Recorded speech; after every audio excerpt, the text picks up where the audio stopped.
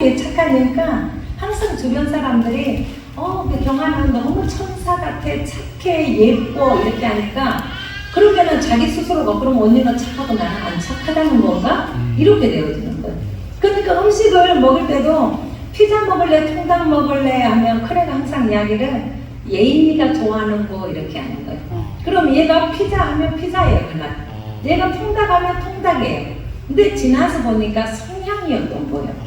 얘는 자기 주장이 강해서 알아서 잘 해가는 아이고 얘는 결정을 잘 못하는 거예요, 스스로가. 그리고 먹는 거를 안 좋아해요, 닮아서. 그래 놓으니까 그냥 선택을 못해서 뭐 피자 주면 피자 먹고 통닭 주면 통닭 먹고 그 결정 못하는 거를 이 아이가 결정해 준 건데 저희 생각에는 얘가 큰애가 양보한다고 생각한 거예요. 그러니까 얘는 엄마 생각에 그리고 다른 사람들이 착하다고 생각하는 거예요. 우리가 그렇게 착각하고 살아갈 때도 있다는 거예요. 지금도 그 결정을 못합니다. 얘는 스스로 알았어요. 자기 아이를 3명을 키우는데 때론 전화하고 엄마 우리 아이가 어쩌어쩌 하는데 엄마 병원 갈까? 내가 아이를 공부 아니잖아. 병원 가는 거는 너가 선택하는 거야. 피곤하게 하는 스타일이에요. 지금은. 근데 어렸을 때는 그냥 조용하고 알아서 하고 이렇게 하니까 엄마 보기에 착하다고 생각하는 거죠. 그리고 주변 사람들이 경아는 천사 같아, 예뻐 이러니까 상대적으로 그럼 나는 안 예쁜가? 이렇게 자격지심 가운데 나아가는 거죠. 그래서 주변 사람들에 의해서 어떻습니까? 이거 거짓 신분증들이 형성되어지는 거예요. 그러니까 우리 작은 애가 그러는 거예요. 어느 날 언젠가는 항상 자기 친구들을 만나면 우리 언니는 참 예뻐 이렇게 소개를 했다는 거예요. 그러니까 주변 사람들의 말을 듣고서 그냥 우리 언니는 예뻐 이렇게 소개가 되어진 거예요. 그게 거짓 신분증이 형성되어져 왔던 거죠. 우리는 알게 모르게요 주변 사람들에게 그런 거짓 신분증들이 형성되도록 영향력을 끼치고 있다는 것입니다. 근데요 문제는 자신의 신분증이 거짓이라는 것을 모른다는 거예요. 오랜 시간에 걸쳐서 가장 가까운 사람들에 의해서 이게 만들어진 거예요. 그러니까 우리 스스로 진정한 신분증을 만들 능력이 없기 때문에 거짓된 신분증은 자신의 정체성을 알 수 없게 만들고 인생을 파괴시킨다는 거예요. 그리고 사단의 결박으로 그게 사용되어집니다. 거짓 신분증 안에서 나는 못생겼어 하면 사단이 계속해서 그래 너는 못생겼어 하고 우리를 계속 결박하게 되어지죠. 그러니까 못생겼다고 생각하니까 사람들 앞에서 나타나지를 못하고요. 때로는 대인 기피증 가운데 나가게 되어진다는 것입니다. 사람은요 자신의 신분증대로 살고 움직이기 때문에 그렇습니다. 거짓된 신분증을 만드는 대표적인 2가지 인식이 있습니다. 나는 우연히 만들어졌다는 거예요. 그리고 나는 의미 없는 존재라는 거예요. 우연히 만들어진 그냥 의미 없는 존재라는 거예요. 이런 생각을 갖게 되는 이유가요. 부모나 주위로부터 인정받지 못할 때 그렇습니다. 우리가 어머니들이 성숙하지 못한 거죠. 우리가 엄마로서 배워가지고 엄마가 되는 게 아니잖아요. 그리고 부모 교육을 받지도 않고 그냥 어느 날 결혼했어요. 결혼해가지고 아기를 낳다 보니까 내가 부모에게서 교육에 습득된 대로 우리 아이들을 우리는 양육하게 되어지죠. 그러니까 내가 성숙하지 못한 상태에서 귀찮은 감정을 가지고 아이들을 대할 때도 있다는 거예요. 그리고 그냥 내 감정에 따라서 내 입술에 내뱉는 말로 인해서 아이는 상처를 받게 되어집니다. 그리고 때로는 아들을 원했는데 딸로 태어나는 경우 있잖아요. 딸들의 이름이 희한한 이름들 많잖아요. 말자나 꾸순이 이런 거. 이제 딸은 끝이다 이거잖아요. 아들 낳고 싶어서. 그 모든 이름들 안에서 어때요? 자기가 한정받지 못한 거예요. 딸로 인해서. 그러니까 원하지 않는 또한 임신으로 인해서 나는 이 땅에 태어나지 않았어야 하는데. 그리고 부부들의 불화를 통하여서 아이들은 어때요? 나 때문에 우리 가정은 불행한가? 거짓된 정체성 안에서 우리는 생활하게 되어지는 것입니다. 그러나 성경은 뭐라고 말씀하십니까? 창세기 1장 27절에 하나님이 자기 형상고 하나님의 형상 상대로 사람을 창조하셨다는 거예요. 그리고 남자와 여자를 창조하시고 하나님이 자기 형상으로 하나님의 형상대로 만들었다 이렇게 말씀하십니다. 그리고 이 에베소서 1장 3절에요. 찬송하리로다 하나님 곧 우리 주 예수 그리스도의 아버지께서 그리스도 안에서 하늘에 속한 모든 신령한 복을 우리에게 주시고 곧 창세전에 그리스도 안에서 우리를 택하사 아멘. 우리로 사랑 안에서 그 앞에 거룩하고 흠이 없게 하시려고 그 기쁘신 뜻대로 우리를 예정하사 예수 그리스도로 말미암아 자기의 아들들이 되게 하셨으니 창세전에 우연히 우리가 생겨진 것이 아니라 하찮은 존재로 세워진 것이 아니라 창세전에 그리스도 안에서 우리를 택하여 주셨다는 것입니다. 이 세상에 창조하기도 전에 하나님이 우리를 택하셨다는 거예요. 어떤 사람도요 우연히 태어난 사람은 하나도 없습니다. 설령 부모에게 기쁨이 되지 못한다 할지라도요 하나님께는 특별한 존재라는 거예요. 그리고 하나님의 계획 아래 태어났기 때문이라는 거예요. 하나님의 계획하신 가운데 우리는 태어난 존재입니다. 저는요 결혼해가지고 딸 하나만 이쁘게 키워야지 이랬었어요. 그래서 우리 큰애하고 작은애하고 4살 차이가 나거든요. 그래서 5년 만에 둘째를 낳은 거예요. 딸 하나만 키우려고 막 했는데 어느 날 제가 둘째를 임신하게 된 거예요. 그러니까 저를 아는 모든 친구들이 다 걱정을 했어요. 너 어떻게 할래? 제가 맨날 나는 딸 하나만 키울 거야. 딸 하나만 이쁘게 키울 거야. 계속 그랬었거든요. 근데 둘째가 임신되니까 네가 어떻게 해야 하는데 그때 제가 기도를 제일 많이 할 때 둘째를 임신한 거예요. 근데 제 입에서 너 낳아야지 이렇게 되는 거예요. 그러니까 애들이 깜짝 놀랐다는 거예요.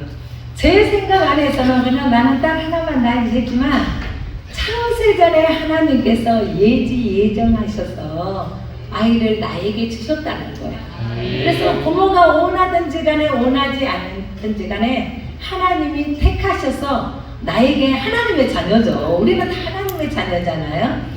하나님의 자녀를 나에게 맡겨주신 거예요. 양육하도록.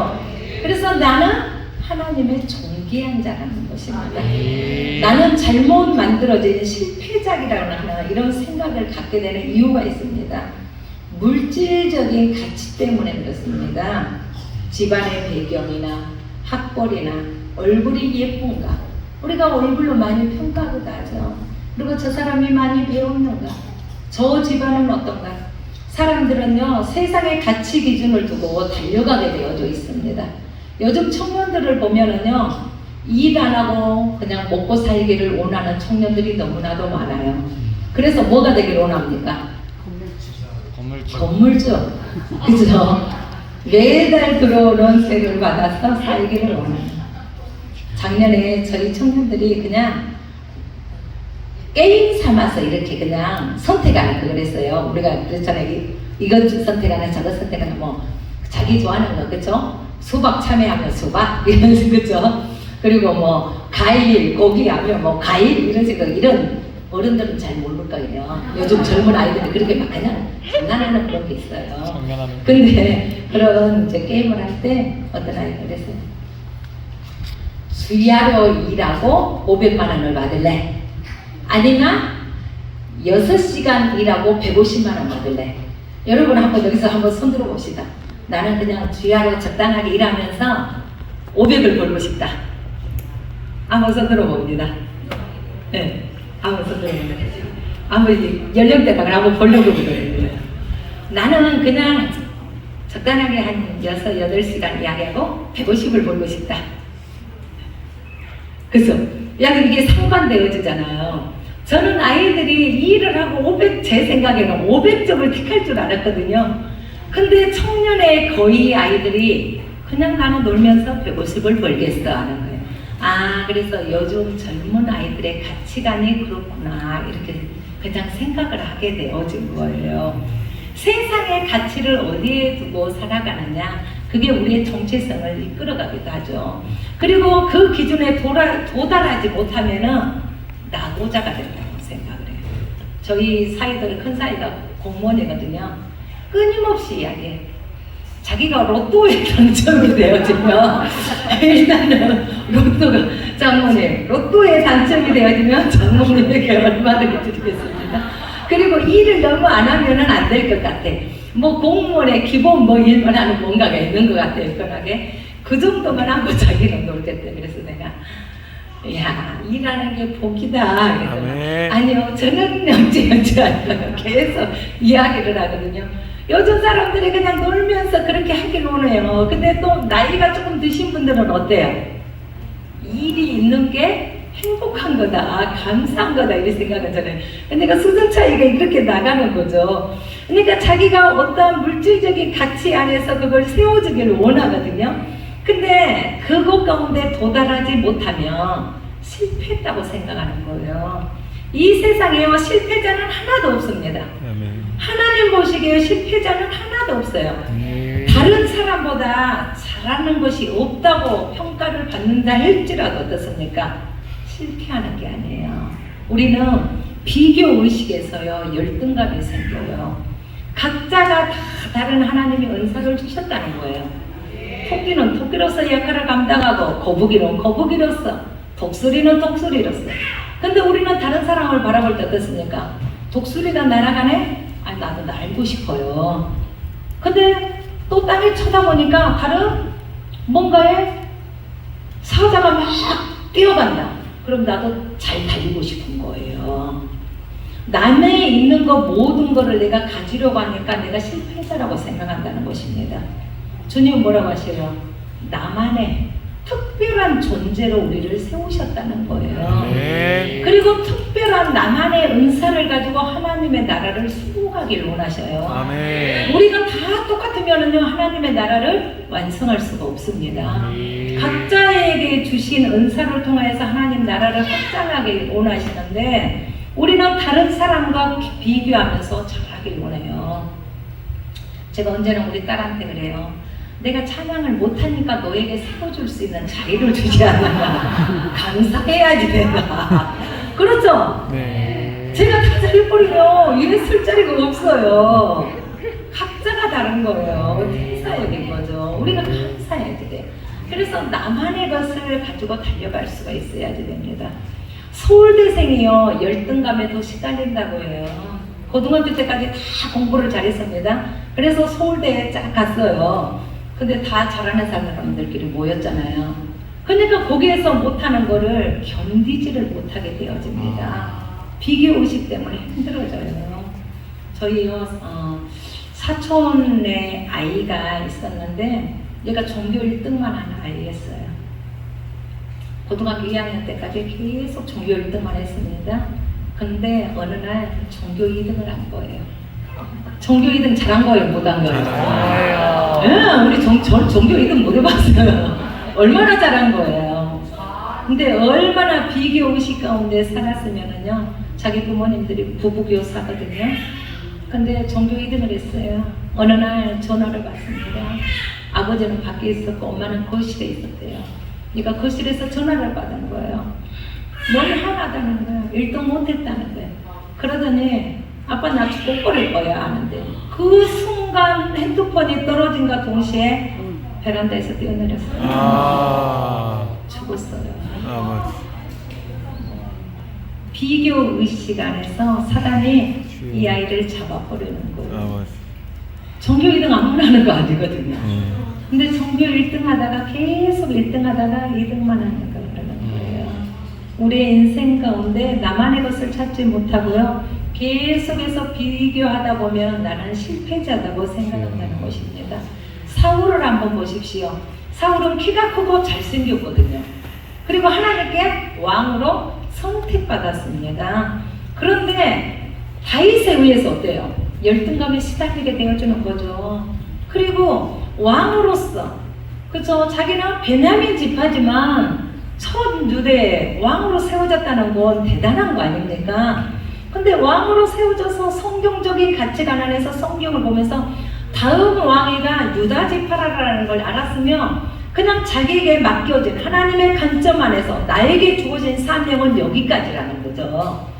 욕심이 우리를 또한 힘들게 하는 거죠. 하나님의 부르심 안에서 우리에게 주어진 것까지 우리는 열심히 달려가는 거예요. 아멘. 그럼 하나님이 여기까지라면 여기까지인 거죠. 아멘. 근데 사울은 계속해서 왕으로 지나다가 어느 날 다윗에게 영광 돌리는 모습을 바라봤는데 다윗을 보니까 자기는 베냐민 지파인데 다윗은 유다 지파거든요. 그러니까 그러면 제가 차지할 게 내 왕위밖에 없다라고 하는 거죠. 그러니까 그때부터 어떻게 합니까? 다윗을 시기하고 죽이려고 하잖아요. 그래서 일생을 허비하게 되어지잖아요.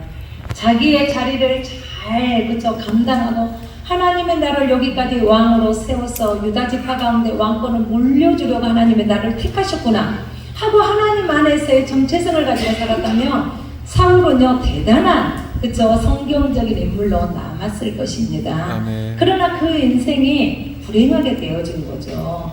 열등감에 사로잡혔다는 거예요. 열등감이나 실패감은요 특정 부류의 전유물이 아닙니다. 우리 내면의 문제이고요 영적 속임수의 결과든 걸려든 결과라는 거예요. 아마 사울이 그랬을 거예요. 그 순간에 시기, 질투, 탐욕의 영, 욕심의 영이 사울을 사로잡아 버리는 거죠.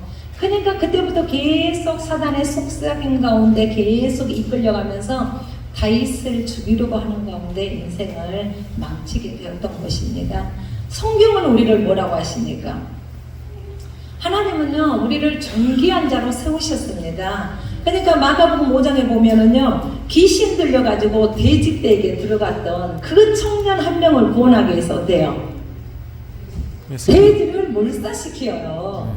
우리가 그냥 돼지떼 이러면 그냥 간단하게 생각하는데요 그걸 돈으로 환산하면은요 2,000마리 정도가 되니까 지금으로 한 10억 정도가 되어져요. 하나님은 한 영혼을 구원하기 위해서 그 정도로 투자하신다는 거예요. 네. 청년의 정신을 온전하게 해서 천하보다 귀한 한 영혼을 구원하기 위해서 아멘. 주님은 우리를 존귀한 자로 세우고 있습니다. 아멘. 마태복음 16장 26절에도요 사람이 만일 온 천하를 얻고